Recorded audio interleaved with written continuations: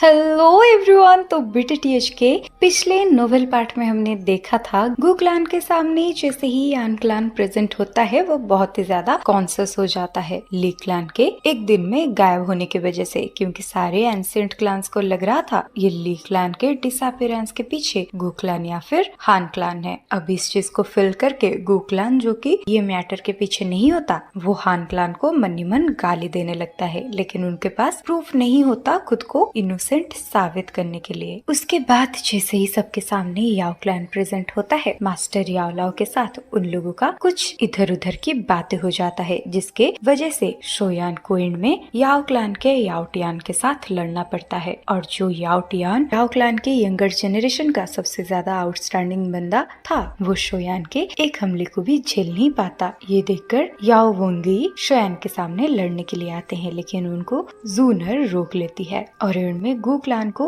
Master याओ लाओ का सपोर्ट करते हुए देख याओ क्लान अपने पाव को पीछे ले लेता है। अब ये मैटर का सॉल्व होने के बाद वो सब लोग करीब करीब 3 घंटे तक वेट करते हैं। अब फाइनली 3 घंटे के बाद वो सब जैसे ही आंखें खोलते हैं, उन्हें पता चलता है उनके सामने प्रेजेंट हुआ वो रियलम का दरवाजा खुल जाता है और वो एक क्रैक को अपीयर करने लगता है। फिर वो क्रैक जैसे ही पूरे तरीके से अपीयर हो जाता है, पहले यान क्लान आगे बढ़ता है और इसी टाइम के दौरान जूनर शोयान को कहती है कि आप अंदर इतने सारे एक्सपर्ट्स को लेके ना जाएं, नहीं तो बाद में आप ही को दिक्कत होगी। ये सुनकर मास्टर याओ लाओ डाओशेंग से कम वॉरियर्स को अपने फॉलन स्टार पवेलियन लौटा देते हैं और ये सुनने के बाद वो सारे एक्सपर्ट्स खुश हो जाते हैं। अब आगे जूनर शोयान के ग्रुप को समझाने लगती है, आप लोग जैसे ही ये टेमनिंग क्लेम के रियलम के अंदर एंटर करोगे, अपने अपने इमोशंस को कंट्रोल में रखना, नहीं तो ये आपके इमोशंस को अपने कंट्रोल में लेकर आपको अपने तरफ अट्रैक्ट करके अपना पपेट बना देगा। अब गाइस, यहीं से स्टार्टिंग होती है बैटल थ्रू दी हेवन का आगे का नोवेल एक्सप्लेनेशन पार्ट। अब आगे हमें दिखाया जाता है, अब ये जानकारी को जैसे ही मास्टर याओ लाओ और शोयान सुनते हैं, वो दोनों ही सरप्राइज हो जाते हैं और मन ही मन सोचते हैं ये प्यूरिफाइंग डेमोनिक लोटस फिल्म थोड़ा ज्यादा ही मिस्टीरियस है। और भले ही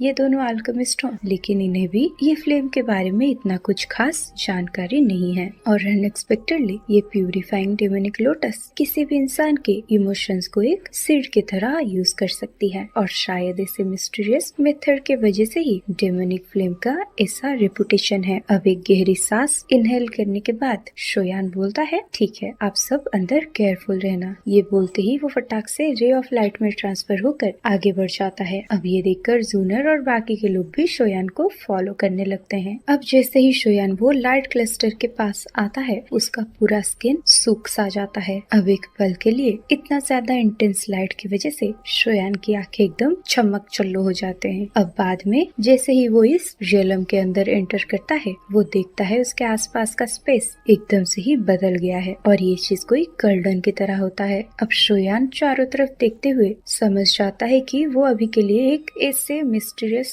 स्पेस में है जहाँ पर क्रीम व्हाइट फ्लेम चारों तरफ फैला हुआ है। अब शोयान कहता है, क्या ही टेरिफाइंग टेम्परेचर है। इनफैक्ट शोयान जैसा इंसान जो कि 5-5 हेवनली फ्लेम को स्पैलो करके रखा है, उसको भी इस जगह पर गर्मी लग रही है और इसी गर्मी को वो क्रीम व्हाइट फ्लेम ही छोड़ रहा होता है। अब शोयान के दिमाग में एक थॉट फ्लैश होता है, जिसके चलते उसका बॉडी का हेवनली फ्लेम सर्कुलेट होके उसके पूरे बॉडी को कवर कर लेता है। अब ऐसा होने के बाद ही शोयान का खून खोलना बंद हुआ था। अब आसपास के खाली जगह को देखकर शोयान बोलता है कि क्या यही वो जगह है जहाँ पर प्यूरिफाइंग डेमोनिक लोटस फ्लेम को सील किया गया है और बाकी के शूनर और मेरे टीचर कहाँ गए, क्योंकि मुझे अच्छे से पता है कि मेरे पीछे वो सब आ रहे थे, लेकिन यहाँ पर आने के बाद तो ऐसा लग रहा है जैसे पहुँचते ही वो लोग गायब हो गए हैं। अब शोयान थोड़े टाइम तक आसपास की जगह को ऑब्जर्व करने के बाद बोलता है, मुझे इस जगह को छोड़ना होगा। अब वो अपने पैरों को इंस्टेंट ही खाली हवा में प्रेस करके आगे की तरफ बढ़ जाता है। अब शोयान को उड़ते उड़ते करीब करीब 10 मिनट बीत जाते हैं, लेकिन जैसे जैसे वो आगे बढ़ रहा था, उसका एक्सप्रेशन और भी ज्यादा गंदा होता जा रहा था, क्योंकि उसको अपनी ये 10 मिनट के जर्नी में ये लावा के समंदर का कोई एंडिंग नहीं दिखाई देता और तो और रास्ते में इसको कोई भी इंसान नहीं मिला था। ऐसा लगता है जैसे ये सी ऑफ फायर का कोई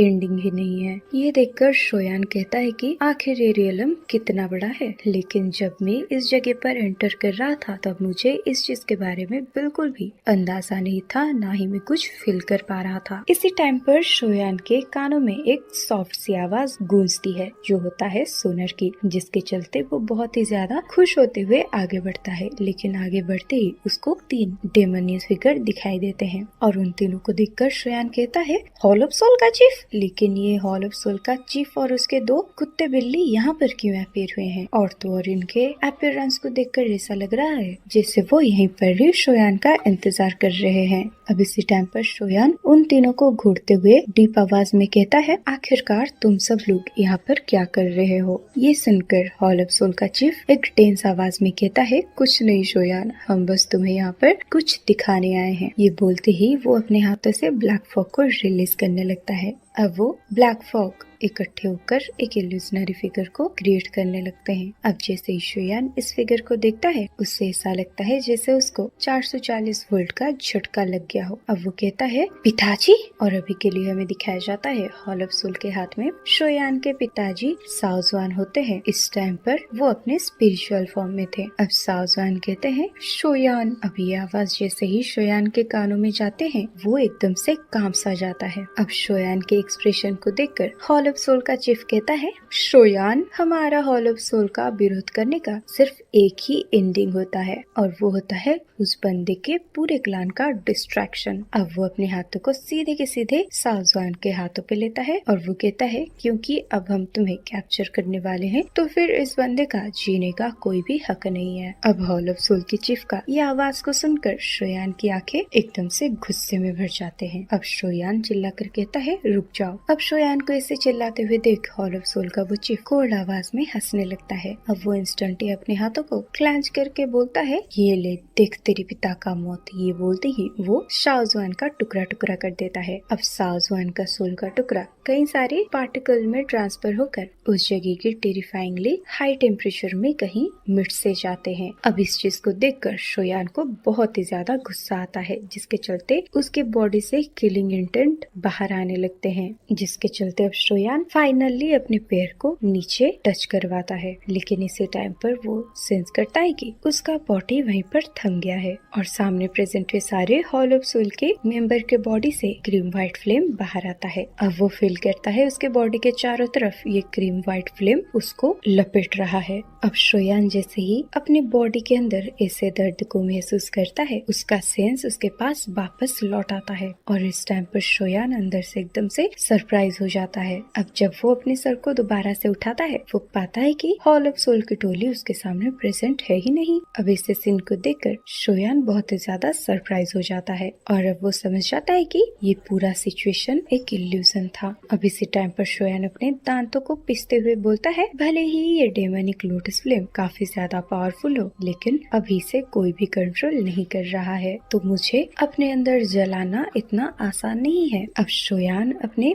हैंड साइन को बहुत ही स्पीडली चेंज करने लगता है, जिसके चलते उसका वो 5 हेवनली फ्लेम का मर्जिंग हेवनली फ्लेम उसके बॉडी में चारों तरफ स्पीडली सर्कुलेट करने लगता है। अब एक ही पल में वो शोयान के पूरे बॉडी को कवर कर लेता है और उसके सामने ये क्रीम व्हाइट फ्लेम बस एक मोमेंट के लिए ही लास्ट करता है। लेकिन जैसे ही शोयान के बॉडी के अंदर के ये हेवनली फ्लेम अपने एनर्जी को बढ़ाती है, ये क्रीम व्हाइट फ्लेम फिर पीछे हटने लगती है। अब एंड में जाके ये सभी हेवनली फ्लेम को शोयान के पोर्स में से बाहर निकाल दिया गया था। अब ये सारे के सारे क्रीम व्हाइट फ्लेम को अपने बॉडी से बाहर निकालने के बाद शोयान थोड़ा बहुत काम फील करता है। अब शोयान का पूरा बॉडी पसीने से नहा चुका होता है। लेकिन अच्छी बात तो ये है, शोयान का बॉडी का फायर एग्जिस्टेंस कैपेसिटी काफी ज्यादा हाई है, वरना प्यूरिफाइंग डेमोनिक लोटस फ्लेम की अटैक की वजह से शोयान का पूरा वेन फट जाता। अब शोयान अपने माथे से पसीने को पोंछते हुए बोलता है, ये सच में डेमोनिक फ्लेम कहलाने के लायक है और इसके द्वारा बनाया गया वो सारे इल्यूजन बुद्धिसत्व एंशिएंट ट्रिक के इल्यूजन से कम नहीं है। अब इसी टाइम पर जैसे ही शोयान के आंखों को उसका हेवनली फ्लेम कवर करता है, शोयान के सामने जो आग का समंदर था वो इंस्टेंट ही गायब हो जाता है। उसके सामने प्रेजेंट हुआ वो क्रीम व्हाइट फायर ट्रांसफर हो जाता है क्रीम व्हाइट फॉग में, जिसका आकार करीब 100 फीट का था और ये क्रीम व्हाइट फॉग के अंदर कई फिगर्स रैंडम तरीके से उड़ रहे होते हैं और इनमें से कितनों के बॉडी को ये क्रीम व्हाइट फ्लेम सराउंड कर लेती है। इससे पहले कि वो लोग चिल्ला भी पाते, वो लोग राग में कन्वर्ट हो जाते हैं। अभी ये सारे सिनेरियो को देखकर शोयान की आंखें समझ जाता है कि ये सारे के सारे इल्यूजन ये मिस्टीरियस फॉग के अंदर से ही आ रहे हैं। अब सिचुएशन के बारे में पता लगाने के बाद शोयान चारों तरफ घूरने लगता है। अब इसी टाइम पर शोयान का ध्यान जाता है एक फैमिलियर एल्डरली फिगर के ऊपर और वो होते हैं मास्टर याओलाओ। लेकिन अभी के लिए मास्टर याओलाओ दर्द से कांप रहे होते हैं और उनके बॉडी के ऊपर कुछ क्रीम व्हाइट फ्लेम के क्लस्टर सरफेस हो रहे थे। साफ तौर पे ये मामला डेमोनिक लोटस फ्लेम से जलने से पहले का है। अब इस सिनेरियो को देखकर शोयान चिल्लाकर बोलता है मास्टर। अब मास्टर याओलाओ के ऊपर जल रहे ये क्रीम व्हाइट फ्लेम को देखकर शोयान सरप्राइज हो जाता है, क्योंकि शोयान ऑलरेडी समझता था कि जब ये फ्लेम किसी के भी बॉडी के अंदर बर्न होती है तब इसको बाहर निकालना कितना ज्यादा प्रॉब्लमेटिक हो जाता है। और वैसे भी अगर शोयान के पास 5 तरीके का हेवनली फ्लेम नहीं होता तो फिर कुछ टाइम पहले डेमोनिक फ्लेम की वजह से वो भी इंजर्ड हो चुका होता। हालांकि मास्टर याओलाओ एक इलाइट टाओशेंग वॉरियर हैं, लेकिन उनके बॉडी को भी हेवनली फ्लेम प्रोटेक्ट नहीं कर रहे हैं। तो अगर ये डेमोनिक फ्लेम उनके बॉडी के अंदर इनबिल्ड हो जाती है तो फिर वो घातक तरीके से इंजर्ड हो सकते हैं। अब शोयान फटाक से मास्टर याओलाओ के सामने प्रेजेंट हो जाता है। अब शोयान बिना किसी हेजिटेशन के अपने हाथ को सीधे जाकर मास्टर याओलाओ के बैक में टकरा देता है और अब वो चिल्लाने की टोन में बोलता है टीचर जग जाइए। और शोयान अपने वॉइस के साथ एक स्पिरिचुअल फ्लक्चुएशन को भी रिलीज किया होता है। अब ये साउंड वेव जैसे ही मास्टर याओलाओ के कानों के थ्रू उनके सोल में जाकर टकराता है, मास्टर याओलाओ के चेहरे का रंग एकदम से उड़सा जाता है और उनके वो बंद आंखें खुल जाता है। अब मास्टर याओलाओ की जैसे ही आंखें खुलती है वो अपने सामने शोयान को देखते हैं। अब थोड़े मिनटों के बाद मास्टर याओलाओ अपने पसीने को पोंछते हुए बोलते हैं सच में ये प्यूरिफाइंग डेमोनिक लोटस फ्लेम बहुत ही ज्यादा टेरिफाइंग है। ये जानबूझकर ऐसे इल्यूजन्स को क्रिएट कर देती है कि जो किसी को भी इमोशनल करके इन फ्लेम्स को अपने तरफ ही अट्रैक्ट कर ले। और शोयान अगर तुम पहले से मुझे वार्निंग नहीं दिए होते तो फिर मेरा अंजाम बिल्कुल भी सही नहीं होता। अब शोयान चारों तरफ देखते हुए कहता है ये जगह बहुत ही ज्यादा अजीब है, तो हम लोगों को पहले ये एरिया को छोड़ना होगा। ये सुनकर मास्टर याओलाओ टेंशन में आके बोलते हैं एंसेस्टर हुईवान और बाकी के लोग कहाँ पर हैं। और वैसे भी ये डेमोनिक फ्लेम रियलम काफी ज्यादा ही मिस्टीरियस है और इसके अंदर बहुत ही ज्यादा डेंजर फैला हुआ है। और भले ही मेरा स्ट्रेंथ टाओशेंग लेवल पर पहुंच चुका है, फिर भी मुझे इस रियलम के अंदर एंटर करने के बाद लगातार परेशानियों झेलना पड़ रहा है। और अभी के लिए सारे सीनियर्स का कोई भी साइन मुझे नहीं मिल रहा है और जूनर का ग्रुप भी पता नहीं कहाँ चला गया है। और मुझे तो लगता है जिया और बाकी के लोग शूनर के साथ ही होंगे। और मुझे लगता है जूनर को ये सारे इल्यूजन से डील करने में बिल्कुल भी दिक्कत नहीं हो रही होगी और साथ में जिया को भी। अब ये सब बोलने के बाद शोयान अपने हाथों को वेव करते हुए बोलता है लेट्स गो। इसी टाइम पर शोयान देखता है उन लोगों को जो लोग ये इल्यूजन में धीरे धीरे करके फंसते जा रहे हैं। अब शोयान एक टाइम के लिए उनकी हेल्प करने का भी सोचता है, लेकिन फिर उसे याद आता है कि वो इन सबको रेस्क्यू नहीं कर सकता, क्योंकि यहाँ पर आने वाले ज्यादातर लोग उस प्यूरिफाइंग डेमोनिक लोटस के पीछे हैं, जिसके चलते वो सब शोयान के कॉम्पिटिटर्स हैं। तो शोयान नहीं चाहता था कि उसका काइंडनेस बाद में उसके लिए परेशानी का रीजन बने। अब कुछ टाइम तक आगे बढ़ने के बाद मास्टर याओलाओ और शोयान इस फॉग से बाहर आ जाते हैं और इस फॉग से बाहर निकलते ही वो बहुत ही ज्यादा लाइट और रिलैक्सिंग फील करते हैं और इंस्टेंट ही उनके कानों में एक खुशी से भरी आवाज एंटर करता है और वो कहता है बिग ब्रदर शोयान, और ये कोई नहीं, ये होती है हमारी शूनर। और ये शूनर का ग्रुप सामने प्रेजेंट हुआ एक व्हाइट कलर के प्लेटफॉर्म के ऊपर होता है और उसके साथ शोयान का पूरा टोली प्रेजेंट होता है। अब सबको अपने सामने देख मास्टर याओलाओ और शोयान आंखों ही आंखों में कुछ बात करते हैं, लेकिन थोड़े सेकंड के बाद भी वो जैसे देखते हैं आगे का सिनेरियो बिल्कुल भी नहीं बदला। वो समझ जाते हैं ये कोई इल्यूजन नहीं है, बल्कि उनके सामने जो चीज है वो सच है। तो वो खुश होते करते हुए सबको पूछता है, क्या तुम सब लोग ठीक हो? ये सुनकर जूनर फटाक से आगे आते हुए कहती है, हाँ हम सब ठीक है। और अनएक्सपेक्टेड बात है कि ये प्यूरिफाइंग डेमोनिक लोटस फ्लेम इस नाइटमेयर हेवनली फ्लेम फॉग को रिलीज कर पा रहा है और लगता है पिछले 1000 सालों में इसकी स्ट्रेंथ काफी ज्यादा बढ़ चुकी है। ये सुनकर शोयान कहता है, नाइटमेयर हेवनली फॉग, ये क्या होता है? ये सुनकर साइड में प्रेजेंट हुए गुना नाई एक्सप्लेन करते हुए बोलते हैं, ये एक इस तरीके का फॉग होता है जिसके अंदर एक्सपर्ट्स हमेशा हमेशा के लिए फंसे रह जाते हैं और ये प्यूरिफाइंग डेमोनिक लोटस सेंट का एक अल्टीमेट स्किल है। और कहा जाता है कि ये प्यूरिफाइंग डेमोनिक लोटस सेंट ने एक बार यही स्किल का यूज करके पूरे सिटी को कवर कर लिया था और इस साइकिल में लोग ऐसा फील करते हैं जैसे इस जगह पर वो लोग हजार हजार सालों से रह रहे हैं। अब कुछ दिनों के बाद जैसे ये फॉग पूरे तरीके से वैनिश होता है तब वो लोग रियलाइज कर पाते हैं कि ये तो बस एक सपना है। और रूमर्स के हिसाब से ये प्यूरिफाइंग डेमोनिक लोटस फ्लेम 1000 साल पहले कोई भी दावशकुल का यूज नहीं कर पाता था, लेकिन अनएक्सपेक्टेडली इस बार ये इतना ज्यादा पावरफुल हो चुका है और मुझे तो लगता है हमारा ये ट्रिप और भी ज्यादा डेंजरियस होने वाला है। अब शोयान चारों तरफ देखते हुए बोलता है कि हमारे अलावा कोई भी ग्रुप यहाँ पर मौजूद नहीं है, तो वो लोग कहाँ गए? ये सुनकर जूनर बोलती है, ये realm purifying demonic lotus flame का दुनिया है और जिस पल हमने उस क्रैक में एंटर किया था तब से हम इसके ही हाथों में हैं। तो हमारी लोकेशन क्या होने वाली है ये सिर्फ प्यूरिफाइंग डेमोनिक लोटस ही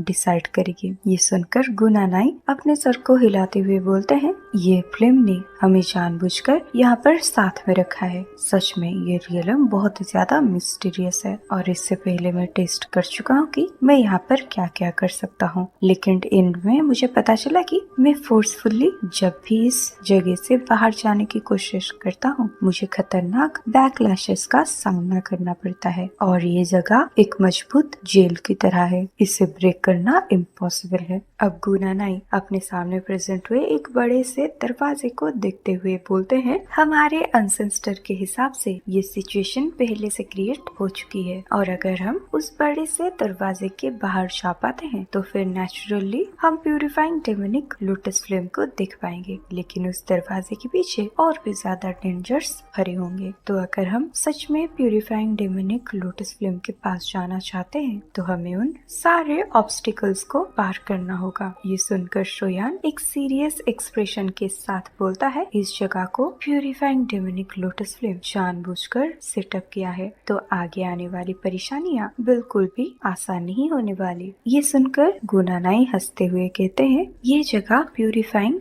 डेमोनिक लोटस फ्लेम की टेरिटोरी है, तो अगर हम इसके एक्चुअल बॉडी को ढूंढना चाहते हैं तो फिर हमें इसके सारे के सारे रूल्स को फॉलो करना होगा। इसी टाइम पर वहाँ पे प्रेजेंट हुआ हर एक इंसान सेंस करता है उनके चारों तरफ का टेम्परेचर एकदम से हाई होने लगा है। अब ये बदलती हुई सिचुएशन को सेंस करके गुनानाई चिल्लाकर बोलते हैं, हमें केयरफुल रहना होगा। अब सब देखते हैं उनके सामने उस गेट पर एक क्रैक लाइन अपीयर हो रहा है और वो क्रैक जैसे जैसे और बड़ा होता है आसपास का स्पेस और भी ज्यादा डिस्ट्रक्टिव फोर्स को रिलीज करने लगता है। अब उस डिस्ट्रक्टिव क्रैक में से वेव आफ्टर वेव क्रीम बाहर आने लगते हैं। अब काफी जल्दी कई सारे ह्यूमन फिगर जिन्हें क्रीम वाइट फ्लेम कवर करके रखा हुआ था वो एकदम अचानक से बाहर आ जाते हैं। अब पलक झपकते ही पूरा आसमान फायर ह्यूमन फिगर से भर जाता है और इन फिगर के अंदर 3 बातें कॉमन होती है और वो होती है, ये सारी फिगर को क्रीम वाइट फ्लेम कवर करके रखा था और इन सभी के हाथों में एक बड़े बड़े फायर स्पीयर्स होते हैं और इनकी आंखें इमोशनल तरीके से शोयान के ग्रुप को देख रहे होते हैं। अब ये सिनेरियो को देखकर शोयान बहुत ही ज्यादा सरप्राइज हो जाता है, लेकिन जब वो सेंस करता है कि ये सिनेरियो पूरा का पूरा रियल है और इनका ऑरा बहुत ही ज्यादा पावरफुल है, वो और भी ज्यादा सरप्राइज हो जाता है।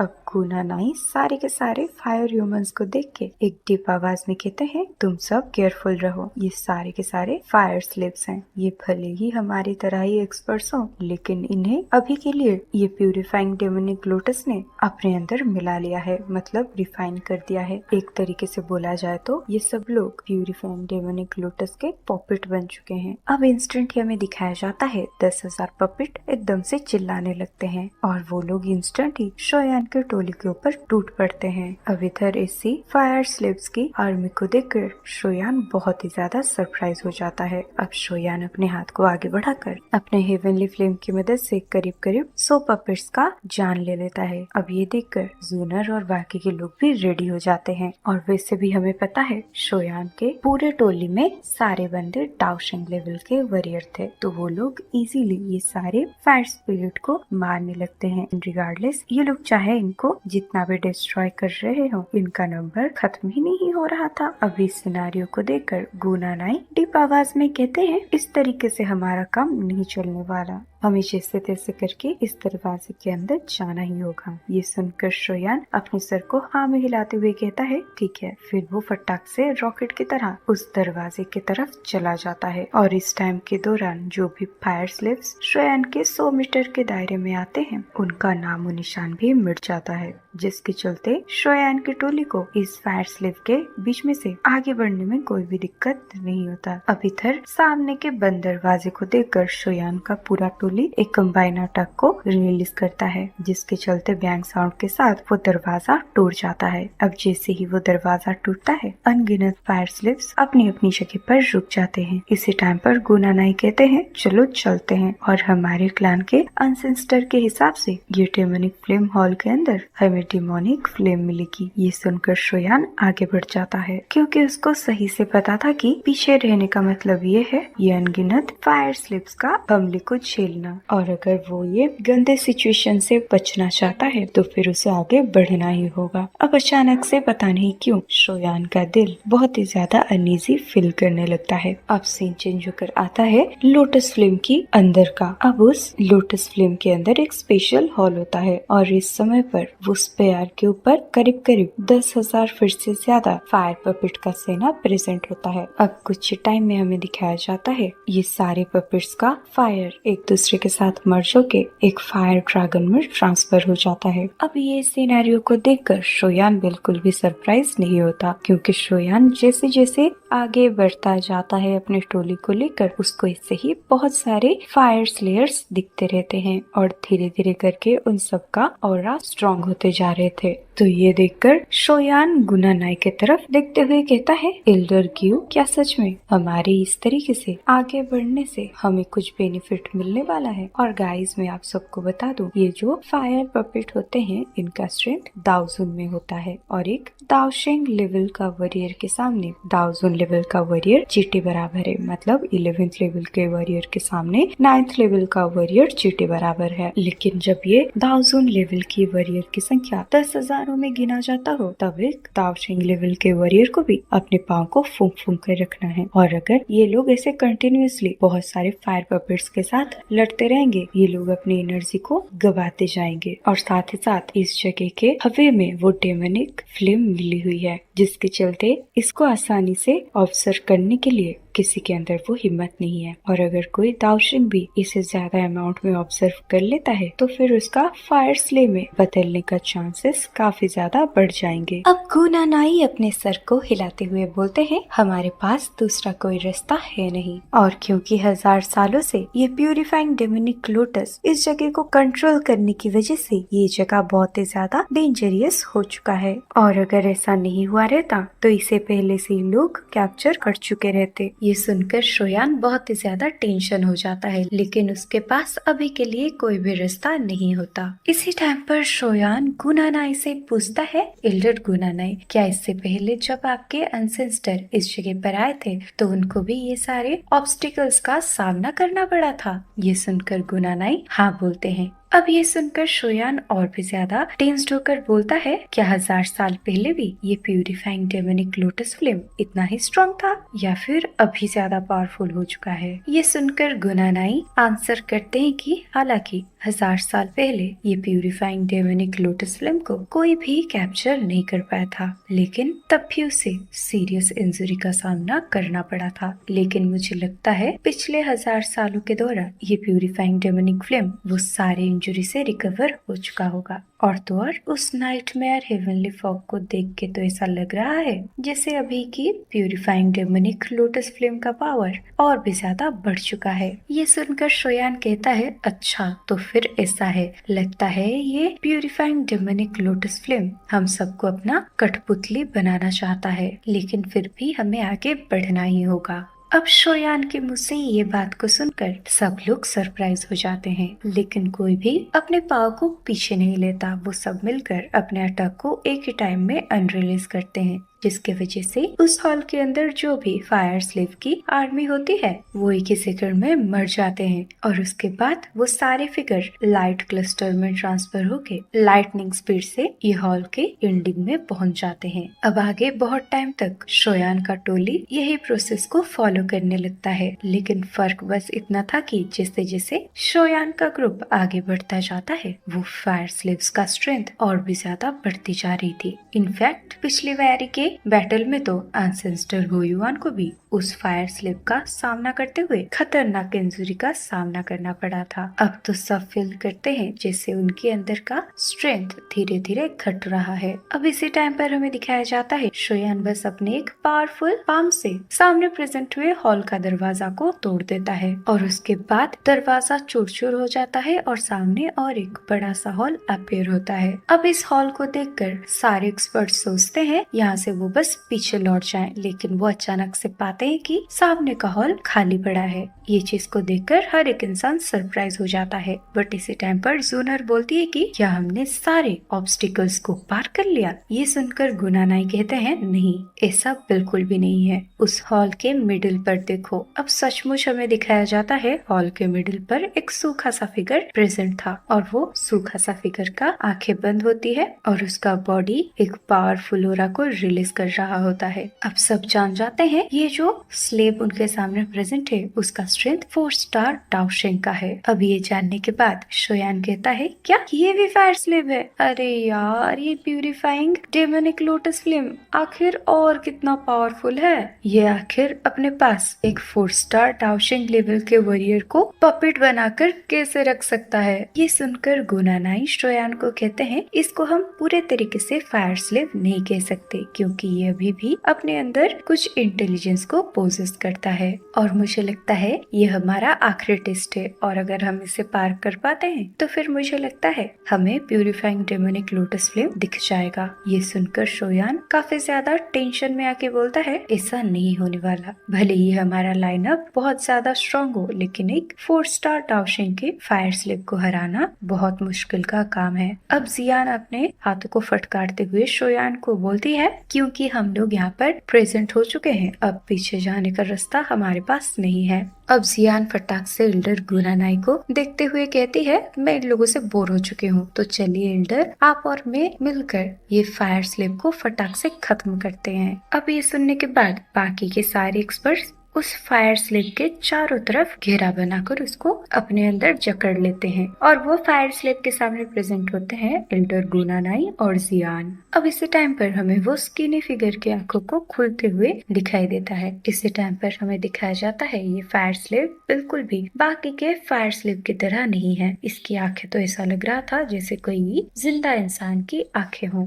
लेकिन वो कंटिन्यूअसली घूरे जा रहा था जियान और गुनानाई को। अब जब जियान और भी करीब आकर ये फिगर को देखने लगता है, अचानक से वो फिगर अपने हाथों को क्लंच कर लेता है, जिसकी वजह से पूरा जमीन वाइब्रेट करने लगता है। उसके बाद जमीन से एक 10 फुट बड़ी कुल्हाड़ी अपीयर होती है। अब वो फायर स्लेब अपने हाथों में वो कुल्हाड़ी उर्फ एक्स को पकड़ लेता है। अब इतना ज्यादा पावरफुल वेपन को देखकर जियान और गुनानाई दोनों ही रेडी हो जाते हैं बैटल के लिए। अब तीनों ही फिगर एक दूसरे के साथ फाइट करने लगते हैं। अब इन तीनों के टकरार के वजह से वो मजबूत सा हॉल धीरे धीरे क्रैक होने लगता है और इस टाइम के दौरान शोयान की टोली बहुत दूर जा चुका होता है, क्योंकि उन सबको पता था कि ये तीनों 4 स्टार डाउशिंग के अटैक एक्सचेंज में उन लोगों के पास बीच में इंटरेक्ट करने की स्ट्रेंथ नहीं है। अब स्टार्टिंग में वो फायर स्लेव बिल्कुल भी डिसएडवांटेज में नहीं होता, लेकिन उसके बाद वो फायर स्लेव हमें थोड़ा बहुत डिसएडवांटेज में जाते हुए दिखाई देने लगता है। अब जो वो फायर स्लेव था वो गुनानाई और जियान के मर्जिंग हमले से फोर्सफुली पीछे खिसकते हुए जाता है और इसी टाइम के दौरान अचानक से उसके आईब्रोज के बीच में से एक सिंबल अपीयर होता है। अब जैसे ही वो सिंबल सबके सामने अपीयर होता है, सबके आंखों के सामने इसका ऑरा अचानक से राइज होने लगता है। लेकिन इसी टाइम पर शोयान जैसे ही वो मिस्टीरियस सिंबल को देखता है वो बहुत ही ज्यादा सरप्राइज हो जाता है और वो कहता है ये तो हमारा शाओ क्लैन का क्लैन टाटू है। अब ये देखकर शोयान के दिमाग में बस एक ही क्वेश्चन होता है, आखिरकार इस बंदे के पास हमारे क्लैन का क्लैन टाटू आया कहाँ से। इसी टाइम पर पीछे से गू क्लैन के बंदे भी जान जाते हैं वो मिस्टीरियस फायर स्लेव के फोरहेड पर शाओ क्लैन का क्लैन टाटू है। इसी टाइम पर जूनर आगे आकर बोलती है कहीं ये शाओ क्लैन के कोई एंसेस्टर तो नहीं। ये सुनकर शोयान बहुत ही ज्यादा सरप्राइज हो जाता है, लेकिन वो सोचने लगता है ये इम्पॉसिबल है नहीं कि इसने हमारे कोई शाओ क्लैन के एंसेस्टर को अपना कैदी बना के रख दिया हो, क्योंकि आखिरकार ये प्यूरिफाइंग डेमोनिक लोटस फ्लेम बहुत पुराना हिस्ट्री को पोजेस करता है। तो इसको अगर कोई शाओ क्लैन का मेंबर फॉलो करने आया भी होगा तो इसने अपना पपेट बना के उन्हें रख लिया होगा। लेकिन गाइस आखिर सच्चाई क्या है वो तो हमें नेक्स्ट पार्ट में ही पता चलेगा, क्योंकि आज यहीं पर ही खत्म होता है बैटल थ्रू द हेवन का नोवेल एक्सप्लेनेशन पार्ट। तो गाइस आज का एपिसोड आपको कैसा लगा वो मुझे कमेंट में जरूर बताना। तो चलो बाय।